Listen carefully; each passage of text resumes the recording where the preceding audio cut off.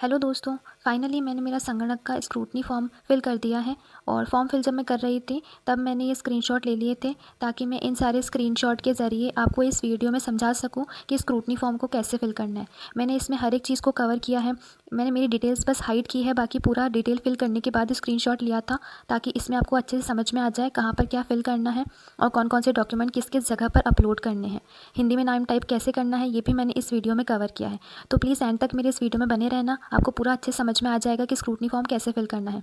ये फॉर्म मैंने बिना ई मित्र के घर पे ही फिल किया है। मेरे डॉक्यूमेंट्स मैंने ई मित्र से स्कैन करवा लिए थे। तो उससे पहले अगर आपको मेरा वीडियो अच्छा लगता है तो प्लीज़ इसको लाइक करना और मेरे चैनल को सब्सक्राइब कर लो, क्योंकि इससे रिलेटेड मैं और भी वीडियोस इसी चैनल पे प्रोवाइड करूँगी। तो प्लीज़ मेरे चैनल को सब्सक्राइब करना और इस वीडियो को लाइक करना। तो स्टार्ट करते हैं वीडियो। सबसे पहले आपको स्क्रूटनी फॉर्म फिल करने के लिए आपकी एसएसओ को लॉगिन करना है। एसएसओ को ओपन करने के बाद आपका यहाँ पे माई रिक्रूटमेंट का ऑप्शन आएगा। माई रिक्रूटमेंट में जाने के बाद एक डिटेल्ड स्क्रूटनी फॉर्म का ऑप्शन आ रहा होगा, वहाँ पर क्लिक करने के बाद आपकी ये स्क्रीन ओपन हो जाएगी। इसमें आपकी ये सारी डिटेल्स आपको फिल करनी होगी। यहाँ पर ये ध्यान रखना है, जब तक आप आपके एक स्टेप की डिटेल्स को फिल नहीं करोगे तब तक आप नेक्स्ट स्टेप पे नहीं जा सकते हो।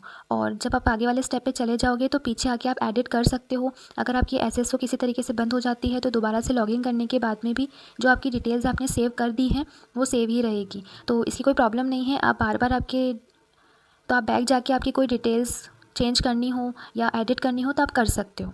अब देख लेते हैं इस वीडियो के अंदर स्क्रूटनी फॉर्म को कैसे फिल करना है। सबसे पहले ऑप्शन जो है वो आपका बेसिक डिटेल का है। इस बेसिक डिटेल वाले ऑप्शन में आपका देखो यहाँ पर जो ये डार्क किया हुआ है ये ऑप्शन पहले से फिल आएंगे, जैसे कि आपका रोल नंबर हुआ, आपका आवेदन क्रमांक हुआ, मेरिट क्रमांक हमें अलॉट ही नहीं हुआ तो ये नहीं आएगा। इसके बाद ये विज्ञापन संख्या, पद का नाम और विभाग का नाम, ये सब पहले से फिल आएगा। और आपकी बेसिक डिटेल्स जैसे कि आपका नाम, पापा का नाम और मम्मी का नाम भी फिल आएगा।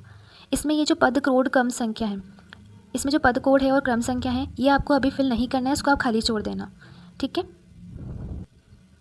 ये सारी डिटेल्स आपकी इंग्लिश में तो फिल आएगी, लेकिन आपको हिंदी में आपका पूरा नाम टाइप करना होगा। तो यहाँ पे जो हिंदी का नाम है इसको टाइप करने के लिए इसी जगह पर एक कीबोर्ड ही स्क्रीन पर ओपन हो जाएगा, जिसमें से आपको अक्षर चूज़ करके आपका नाम टाइप करना है।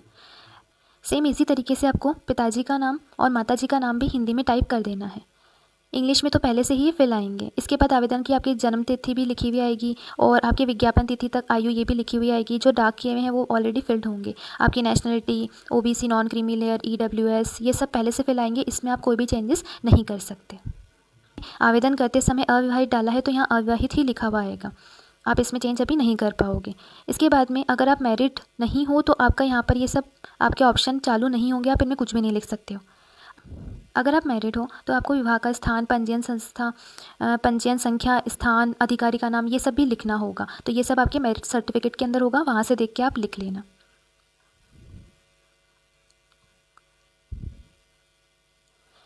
इसी के आगे ही आपको लिखना होगा कि आप अनुसूचित क्षेत्र से है या नहीं, और ये भी ऑलरेडी फिल आया था जब आपने फॉर्म भरा था, वहाँ से फिल आया है नहीं पर। अगर आप अनुसूचित क्षेत्र के हैं तो आपके हाँ पर टिक होगा। संतान का विवरण, अगर आपके संतान है तो उसका आप यहाँ पर विवरण दे सकते हो और ये फिर आपके ऑप्शंस ऑन हो जाएंगे। अगर आप अनमैरिड हो तो ये ऑप्शंस आपके लिए ऑफ ही रहेंगे। इसके बाद अगर सेवारत कर्मचारी हो तो आपको यहाँ पर उसकी डिटेल्स फिल करनी है, लेकिन ये वाली डिटेल्स भी आवेदन करते टाइम जो आपने भरी थी, डिटेल्स भरी थी वो यहाँ पर फिल आ रही है, तो इसमें भी आप कोई चेंजेस नहीं कर सकते। इसके बाद में आपको आपकी डिटेल्स देनी है मूल निवास की। तो मूल निवास आपका राजस्थान राज्य का ही है, ये भी आपके आवेदन करते टाइम फिल आया था, इसमें आपको कोई चेंज नहीं करना। जिला और सिटी यहाँ फिल आया था। इसके बाद जन्म स्थान, यह आप चेंज कर सकते हो अगर आपको एडिट करना है तो जन्म स्थान, राज्य फिल करना है, जिला फिल कर देना, आपकी तहसील फिल कर देना। पत्र व्यवहार के पते के लिए भी आपको पूरा एड्रेस फिल कर देना है। पत्र व्यवहार के पते में भी आपको आपका एड्रेस फिल कर देना है। यहाँ पे 3 लाइन के अंदर अपना एड्रेस लिख सकते हो। इसके बाद आपको राज्य, जिला और आपका गाँव ये भी सिलेक्ट कर लेना है। इसके बाद स्थायी पते का ऑप्शन आएगा, जिसमें भी आप आपका पता, यहाँ पर एक बात ध्यान रखनी है, ये वाली जगह जो पता है वो हिंदी में लिखा हुआ आएगा, आपको ये हिंदी में टाइप करना है। आपका जो एड्रेस है वो आप हिंदी में टाइप कर देना। लेकिन जो जिला सिलेक्ट करने का ऑप्शन था ये इंग्लिश में ही आ रहा था, इसमें सिलेक्ट करना था तो ये ऑप्शन तो इंग्लिश में ही आ रहा था। बाकी आप अपना पूरा एड्रेस जो है यहाँ पर हिंदी में फिल कर दोगे। जब आप ये सारी डिटेल्स फिल कर दोगे तो आप इन्हें अच्छे से चेक कर लेना, क्योंकि पहला जो स्टेप है वो आपका इस तरीके से कंप्लीट हो जाएगा। इसके बाद देखो यहाँ पर सेव एंड नेक्स्ट का ऑप्शन आ रहा है, और इस सेव एंड नेक्स्ट को आप जैसे ही टिक कर दोगे आप सेकंड स्टेप में पहुँच जाओगे। अगर आपकी कोई गलती होती है तो आप बैक जाके एडिट भी कर सकते हो। इसके बाद आप सेकंड स्टेप में चले जाओगे जहाँ पे क्वालिफिकेशन डिटेल्स आपको फिल करनी है। इन क्वालिफिकेशन डिटेल्स में से 10th और 12th की डिटेल्स पहले से फिल आएगी, ग्रेजुएशन की कुछ तो फिल आएगी, आगे जाके आपको मार्क्स वगैरह खुद फिल करने, ये फिल नहीं थे। इसके बाद अगर आपने मास्टर्स कर रखी है तो यहाँ पर देखो ये जो टिक है पहले ये ऑफ रहेगा, लेकिन आपको इस पर टिक कर देना है तो ये ऑन हो जाएगा। इसके बाद आपको इसमें आपने मास्टर्स कर रखी है तो वो डिटेल्स आप फिल कर सकते हो। जैसे मैंने मास्टर्स कर रखी है तो मैंने वो डिटेल डाल दी थी। यहाँ पे आपको बोर्ड का नाम डालना है, उसके बाद आपका सब्जेक्ट कौन सा था वो डालना है, कौन से ईयर में की है वो सिलेक्ट करना है। फिर आपको यहाँ पर रोल नंबर डालना है, क्योंकि यहाँ पर अनुक्रमांक लिखा हुआ है, अनुक्रमांक लिखा है इसलिए आप यहाँ पर रोल नंबर डाल देना। इसके बाद ये परसेंटेज का सिस्टम था, कितने मार्क्स टोटल थे और कितने मार्क्स आपको प्राप्त हुए, तो वो डिटेल्स आप यहाँ पर फिल कर दोगे। ये जो डिटेल्स फिल करनी है इसमें आप आगे एरो चला के भी देखना। इन डिटेल्स के नीचे एक एरो आ रहा होगा जिसको आप राइट साइड में शिफ्ट करोगे तो ये आगे बढ़ जाएगा और ये डिटेल्स आपको शो होने लग जाएगी, जिसमें यहाँ पर ये ऑप्शंस आ रहे होंगे, फैच डिटेल का, रिजल्ट टाइप और ये सब ऑप्शन भी आ रहे होंगे। तो आगे चला के अच्छे से देखना, ये सब फिल करोगे फिर ही फॉर्म आगे बढ़ेगा। इसमें आपके टोटल मार्क्स फिल कर दी। 10th वाले तो डिटेल्स देखो पहले से फिल थी, इसमें से 10th की डिटेल्स आपकी यहाँ तक फिल थी, लेकिन इसके बाद जो कोर्स की अवधि, जारी दिनांक और डॉक्यूमेंट, ये तीनों आपको अपलोड करने हैं। तो इसमें आप महीने 10th जो आपकी एक साल में हो गई थी तो 12 महीने डाल देना, 12th में 12 महीने डाल देना, जारी दिनांक में आपके रिजल्ट की डेट डाल देना, 12th के रिजल्ट की डेट डाल देना।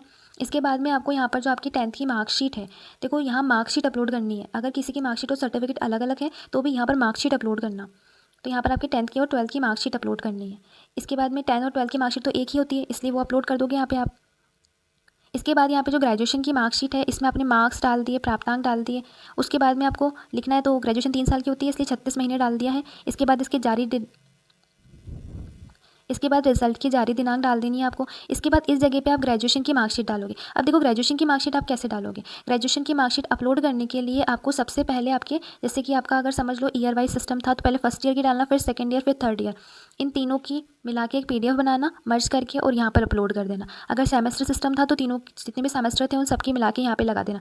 अब समझ लो कि आपकी कोई भी बैक वगैरह आई थी, तो फर्स्ट ईयर में बैक थी तो फर्स्ट ईयर की बैक के बाद वाली मार्कशीट यहीं लगा देना। सेकंड ईयर में थी तो सेकंड ईयर वाले की उसके साथ में लगा देना, मतलब साथ में मर्ज करके इन्हें अपलोड कर देना। तो इस तरीके से आपकी ग्रेजुएशन की मार्कशीट अपलोड हो जाएगी। इसके बाद में अगर आपने मास्टर्स की डिटेल्स भी डाली हैं तो वो मार्कशीट भी आप यहाँ पर मर्ज करके अपलोड कर देना। अगर सेमेस्टर सिस्टम था तो सारे सेमेस्टर के मिला के और उन्हें सीक्वेंस में लगाना, फर्स्ट सेकंड थर्ड फोर्थ, और अगर ईयरली सिस्टम था तो उस अकॉर्डिंग आप यहाँ पर सारी मार्कशीट को लगा दोगे। इसके बाद आपको अदर क्वालिफिकेशन अगर आपकी कोई होती है, जैसे कि आपने बीएड कर रखी है, तो आप इस वाले कॉलम को टिक करोगे तो आपका ये ओपन हो जाएगा। आप यहाँ पे डिटेल डाल देना। इसके बाद अगर नेट सेट है तो यहाँ डाल देना। अगर और भी कोई क्वालिफिकेशन डिटेल डालना चाहते हो तो फिर वो यहाँ पर इतने कॉलम बने हुए हैं जहाँ आप डाल सकते हो। अब इसके साथ में देखो RACIT डिटेल्स आपकी फिल आएगी। तो यहाँ पर देखो ये लिखा हुआ नहीं था RACIT, यहाँ लिखा था VMU कोटा कंप्यूटर, ये तो लिखा हुआ था। तो इसलिए यहाँ पे हिंदी का ही ऑप्शन आ रहा था, इसलिए मैंने हिंदी में ही टाइप कर दिया RACIT। इसके बाद में यहाँ ये डिटेल तो फिल थी जो डार्क हुई हुई है, बाकी मार्क्स मुझे डाल लेते हैं यहाँ पर। तो ये डालने के बाद में आप देखो यहाँ पर आगे आपकी परसेंटेज डाल देना, इस जगह पे आपकी मार्क्स डाल देना, परसेंटेज डाल देना। उसके बाद आप RACIT का डिप्लोमा अपलोड कर दोगे। RACIT की मार्क्स डिप्लोमा एक ही होता है, तो आप यहाँ पे अपना डिप्लोमा अपलोड कर देना। अगर किसी ने RACIT में फॉर्म फिल करते टाइम लर्नर्स कोड की जगह आपका रोल नंबर डाल दिया था, तो इसी मार्कशीट के साथ में आप अपने एडमिट कार्ड को भी अटैच कर देना। ये वाला उसको फिल करना जिसने अपीयरिंग डाला था फॉर्म भरते टाइम, बाकी नहीं फिल करना है। इंटर्नशिप हमारे यहाँ लागू ही नहीं होती तो ये फिल नहीं करना है। ये भी आपके मेडिकल काउंसिल वाला कोई काम का नहीं है तो ये नहीं फिल करना। दंड वगैरह वाला कोई नहीं डालना, तो यहाँ पर आपको कुछ भी डिटेल्स नहीं डालनी है। और लास्ट में देखो यहाँ पर आपका सेव एंड नेक्स्ट का ऑप्शन आ रहा है, तो आप इस सेव एंड नेक्स्ट वाले ऑप्शन पर टिक करके आगे बढ़ जाओगे। नेक्स्ट स्टेप है एक्सपीरियंस डिटेल्स का। जो एक्सपीरियंस डिटेल वाला कॉलम है उसमें आपको कुछ भी फिल नहीं करना है। देखो यहाँ पे अगर आपका कोई भी अनुभव वगैरह नहीं है, कहीं जॉब वगैरह नहीं कर रखी है तो फिल मत करना। मेरा कोई नहीं था कुछ भी, इसलिए मैंने यहाँ पर फिल नहीं किया है। तो यहाँ पर देखो ये सब खाली छोड़ना है आपको। पदनाम अगर अनुभव है तो मैंने वो कुछ फिल नहीं किया है। अतिरिक्त सूचना में पद के बारे में बताना था आपने कहाँ पर जॉब की है, लेकिन मेरा कुछ ऐसा था नहीं तो इसलिए मैंने ये कुछ भी फिल नहीं किया है। इसके बाद वाला जो कॉलम देखो ये कुछ भी फिल नहीं करना है आपको, यहाँ पर कुछ भी फिल नहीं करना। इसके बाद आप 7 नेक्स्ट दबा देना तो आप नेक्स्ट वाले स्टेप पे पहुँच जाओगे। नेक्स्ट स्टेप है आइडेंटिफिकेशन और एनक्लोजर का। इसमें देखो आपको आपकी फ़ोटो अपलोड करनी है और सिग्नेचर अपलोड करना है। बहुत ध्यान देना कि इसमें फ़ोटो और सिग्नेचर वही होने चाहिए जो आपने आपका फॉर्म भरते टाइम डाला था। और उसका साइज़ भी देख लेना। देखो 50 से 100 KB के बीच में होनी चाहिए फ़ोटो, और सिग्नेचर आपकी 20 से 50 KB के बीच में होनी चाहिए, तब अपना फ़ोटो और सिग्नेचर अपलोड कर सकते हो। अपलोड करने के बाद में आप सेव एंड नेक्स्ट पर टिक कर देना, तो आपका ये डिटेल सेव होकर आप नेक्स्ट वाले में पहुँच जाओगे। तो ऑप्शन है एप्लीकेशन चेकलिस्ट का। एप्लीकेशन चेकलिस्ट के अंदर आपकी इस तरीके से लिस्ट आएगी जिन पे आपको चेक करना होगा, आपको उनको सिलेक्ट करना होगा। अब ये जो डिटेल्स है इनको बहुत ध्यान से आप अपने अकॉर्डिंग देख कर फिल करना, क्योंकि मेरे लिए ये डिटेल्स सूटेबल थी तो मैंने वो फिल करी। आप वापस पढ़ के और फिर ही इनको फिल करना। इसमें दे रखा है कि आपकी शैक्षणिक योग्यता विज्ञप्ति के अनुसार है तो सर्वथा अनुरूप है। आपने आवेदन की तिथि से तक ही योग्यता प्राप्त कर ली थी, तो मैंने तो कर ली थी। और ये जो थर्ड वाला कॉलम है ना, ये वैसे गलत है। इसमें ये लिखा हुआ है कि उत्तीर्ण योग्यता अगर प्राप्त नहीं की थी तो क्या आप अंतिम वर्ष के पाठ्यक्रम में सम्मिलित हो गए थे क्या? वैसे तो ये ऑप्शन होना ही नहीं चाहिए तो अपीयरिंग वाले के लिए। लेकिन अगर आप इन दोनों में से कोई भी ऑप्शन अगर सिलेक्ट नहीं करोगे तो आपका ये नेक्स्ट नहीं होगा, इसलिए ये मजबूरी में हमको फिल करना ही पड़ेगा एक ऑप्शन। इसलिए हम ये वाला ज़्यादा सूटेबल है, तो ये ऑप्शन आप फिल कर देना। इसके बाद में ये जो है कि परीक्षा तिथि तक आपने अपनी योग्यता उत्तीर्ण कर ली थी, साक्षात्कार की तिथि तक भी आप उत्तीर्ण थे, इसलिए आप इस पर ही टिक करोगे। अगर किसी का अपीयरिंग है तो आप अपने अकॉर्डिंग करना। बाकी अगर आपका अपीयरिंग नहीं था, आपने ग्रेजुएट हो चुके थे एग्जाम से पहले, फॉर्म भरने से पहले आप अगर ग्रेजुएट हो चुके थे, तब तो आपको जो मैंने फिल कर रखा है इसी तरीके से फिल करना है। इसके बाद में यहाँ पर श्रेणी और वर्ग फिल करना है, यानी प्रवेश करते टाइम जो मैंने श्रेणी मेंशन की है मैं उसी में हूँ, तो यस आवेदन की तिथि से पूर्व ही मैं उस श्रेणी में थी और राजस्थान के मूल निवासी भी हैं, तो इसलिए इनमें तो आपको भी यस करना है। अगर आप टीएसपी एरिया से है तो आपको ये डिटेल फिल करनी है, नहीं तो फिर ये फिल मत करना, इसको खाली छोड़ देना। इसके बाद वाला जो कॉलम है वो एक्सपीरियंस वालों के लिए है, तो अगर आपके कोई एक्सपीरियंस हो तो आप उस अकॉर्डिंग ये बाकी वाले फिल करना। मुझे तो ये वाला फिल, मेरे को एक्सपीरियंस था नहीं इसलिए मैंने ये वाला फिल नहीं किया है, ठीक है। आप अपने अकॉर्डिंग पढ़ के ही फिल कर। इसके बाद वाला जो कॉलम है उसमें आपको देखो यहाँ पे आयु के बारे में फिल करना है। ये जो एज है यहाँ पर ये देखो पहले से ही लिखी हुई आई थी फॉर्म के अकॉर्डिंग ही, और यहाँ पर जो न्यूनतम एज है उसमें आपको लिखना है 18 और मैक्सिमम में लिखना है आपको 40 साल, ठीक है। मैंने ये फिल करने से पहले का स्क्रीनशॉट कर लिया था, तो मिनिमम 18 लिखना है और मैक्सिमम आपको 40 ईयर लिखना है। इसके बाद में अगर आपका कोई भी तरीके की आपको छूट मिलती है एज में, अगर आपको छूट चाहिए तो ही आप इनमें से किसी में टिक करना, आप किस कैटेगरी में आते हो। अगर आपको कोई छूट नहीं चाहिए तो इनमें से किसी में भी टिक नहीं करना है, खाली छोड़ देना। और अगर आपको छूट चाहिए तो आप इनमें देख लेना आप किस वाली छूट के योग्य हो। तो आप देख सकते हो ये इतने सारे ऑप्शन आएंगे छूट के लिए। जिसको छूट नहीं चाहिए उनको इनमें से कोई भी ऑप्शन को फिल नहीं करना, इनमें से कोई भी ऑप्शन फिल मत करना और सेव एंड नेक्स्ट पर टिक कर देना। इसके बाद क्वालिफिकेशन डॉक्यूमेंट वाला सेक्शन आ जाएगा जिसमें आपको आपके डॉक्यूमेंट्स अपलोड करने। इनमें बहुत ध्यान से देख लेना, आपको यहाँ पे रंगीन मूल प्रति लिख रखा है, इसका मतलब ओरिजिनल डॉक्यूमेंट्स अपलोड करने हैं, वो भी कलर्ड। यहाँ पर आपको जारी क्रमांक को दिनांक डालने हैं, उसके बाद संलग्न संख्या डालनी है, फिर डॉक्यूमेंट अपलोड करने हैं। अब देखो यहाँ पे कैसे फिल करना है आपको, देखो पर आपको 10th और 12th की मार्कशीट अपलोड करनी है। अगर देखो आपकी मार्कशीट और सर्टिफिकेट अलग अलग है तो आप यहाँ पे सर्टिफिकेट अपलोड कर देना, नहीं तो जो आपने पहले अपलोड की थी वो मार्कशीट ही अपलोड होगी। जारी क्रमांक में आपकी मार्कशीट के ऊपर कॉर्नर पर एक सर्टिफिकेट नंबर टाइप का लिखा हुआ होगा, वो नंबर आप यहाँ पर लिखोगे, ठीक है। फिर यहाँ पे जो रिजल्ट डेट होती है आपकी वही लिखोगे जारी दिनांक में, और जारी क्रमांक में जो आपके मार्कशीट पर एक सर्टिफिकेट नंबर लिखा हुआ होता है कॉर्नर पर, वो आप यहाँ पर लिख दोगे। इसके बाद में यहाँ पर ग्रेजुएशन की डिग्री अपलोड करनी है। ग्रेजुएशन की डिग्री के अंदर भी आपको सर्टिफिकेट नंबर ग्रेजुएशन की डिग्री में लिखा हुआ होगा, वो आप लिखोगे जारी क्रमांक में। और जारी दिनांक के अंदर आपको जिस दिन पर आपकी डिग्री इशू हुई थी वो डिग्री इशू वाली डेट लिखनी है, यहाँ पर ग्रेजुएशन वाली नहीं, डिग्री इशू वाली डेट लिखनी है, ठीक है। उसके बाद में यहाँ ग्रेजुएशन की डिग्री अपलोड कर देना। फिर उसके बाद अगर आपने मास्टर्स की डिटेल भी डाली है तो मास्टर्स की भी आप यहाँ पर सेम सर्टिफिकेट का नंबर लिख देना, जारी दिनांक जिस दिन आपकी डिग्री इशू हुई थी, और यहाँ पर आप लगा दोगे मार्कशीट की आपकी एमएससी की या मास्टर जो भी की होगी आपने उसकी डिग्री लगा देना। अब ये संलग्न संख्या क्या है, वैसे तो यहाँ पे देखो मैंने 1 डाल दिया क्योंकि यहाँ पर एक ही डॉक्यूमेंट थे ये, लेकिन प्रॉब्लम तो है नहीं वैसे, लेकिन आपका यहाँ पर एन लिखा हुआ आएगा बाद में, लेकिन आपका एक है तो आप 1 डाल देना। इसके बाद में आता है चरित्र प्रमाण पत्र। तो चरित्र प्रमाण पत्र जो है यहाँ पर देखो, चरित्र प्रमाण पत्र यहाँ पर भी ऑप्शन आ रहा है और आगे वापस चरित्र प्रमाण का ऑप्शन आ रहा है, तो वहाँ पर राजपत्रित वाला अलग लिखा हुआ है, अंतिम शैक्षणिक का अलग लिखा हुआ है, तो अलग अलग तो आप वहाँ पर अपलोड करोगे ही। तो ये कॉलम हम खाली नहीं छोड़ना चाहते, तो इसमें आप चाहो तो आपके तीनों अंतिम शैक्षणिक संस्थान वाला पहले लगा देना, फिर 2 गजेटेड वाले लगा देना, और तीनों की मर्ज करके एक डॉक्यूमेंट आप यहाँ पर अपलोड कर देना अगर आप चाहो तो, और नहीं तो आप इसको खाली भी छोड़ सकते हो क्योंकि इस पर स्टार नहीं है। फिर आपका अगर वहाँ पे जारी क्रमांक है तो वो लिख देना, नहीं है तो नॉट अवेलेबल लिख देना। और यहाँ पर आपकी जारी दिनांक जिस दिन आपका ये इशू हुआ था वह कैरेक्टर सर्टिफिकेट वो लिख देना। मैंने 3 लगाए हैं तो मैंने यहाँ पे 3 लिख दिया। इसके बाद में एनओसी वाला तो जो गवर्नमेंट और जॉब में ऑलरेडी गवर्नमेंट जॉब में है उनको लगाना है एनओसी, तो उसका आपका देख लेना, जारी दिनांक और क्रमांक लिख देना और यहाँ पे अपलोड कर देना। इसके बाद में आ जाओ मूल निवास प्रमाण पत्र, 7th वाले के अंदर आपको मूल निवास प्रमाण पत्र अपलोड करना है, तो ये मूल निवास प्रमाण पत्र का जो आपका जारी क्रमांक होगा वो यहाँ पे डाल देना। इसके बाद में ये डेट डाल देना।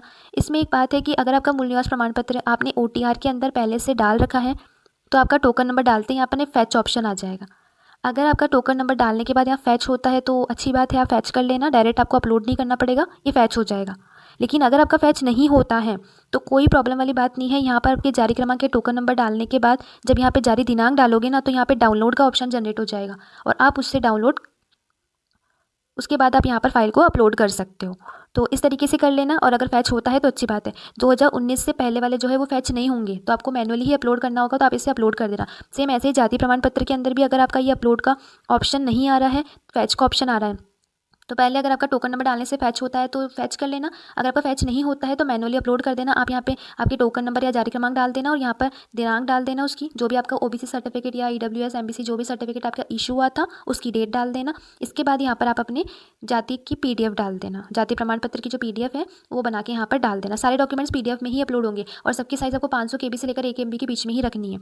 तो ये इस तरीके से आपको फॉर्म फिल कर सारे इस तरीके से आपको आपके डॉक्यूमेंट्स अपलोड करने। इसके बाद आएगा अटेस्टेशन फॉर्म वाला ऑप्शन, जिसमें आपको जो मैंने कल वाले वीडियो में पूरा अच्छे से एक्सप्लेन किया है कि अटेस्टेशन फॉर्म को कैसे फिल करना है। अगर आपने वो वीडियो नहीं देखा है तो पहले आप जाके मेरे चैनल पे वो वाला वीडियो देख लेना। उसके अकॉर्डिंग आप अपना अटेस्टेशन फॉर्म फिल करना, हार्ड कॉपी को स्कैन करवा के फिर यहाँ पर आपको उसको इसको यहाँ पर आपको अपलोड करनी है अटेस्टेशन की। इस पर कोई जारी क्रमांक नहीं है, इसलिए एने लिख देना। जारी दिनांक वो लगा देना जिस दिन आपका अटेस्टेशन फॉर्म बनवाया था।